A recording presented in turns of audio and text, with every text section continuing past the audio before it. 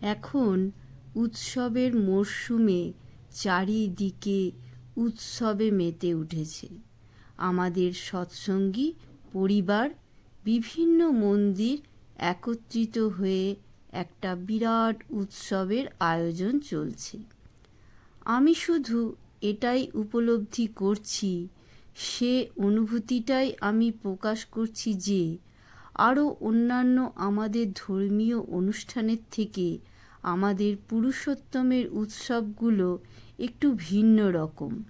এখানে বিভিন্ন দীক্ষিত অদীক্ষিত মানুষের আগমন ঘটে, এক মহামিলন হয়। এই মহামিলনের মাধ্যমে বোঝা যায় আমাদের গান কীর্তন আলোচনা একটু অন্যরকম প্রভাব ফেলে। যেমন এই গান কীর্তনের মধ্য দিয়ে শুধু আনন্দ উল্লাস উপভোগ হয়, তেমনি আমাদের বাস্তব জীবনে অনেক শিক্ষার ব্যবহার আচরণ শেখা যায়।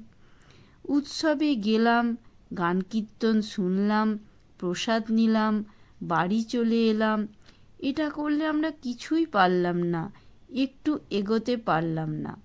আর আমরা যদি ওই গান কীর্তনের কথাগুলো শুনে সেগুলো মাথায় করে নিজের বাড়িতে আনতে না পারি, নিজের ব্যবহারে চরিত্রে পরিবারের মধ্যে সেই ভাবটা দিতে না পারি, তাহলেই উৎসবে যাবার সার্থক হয় না।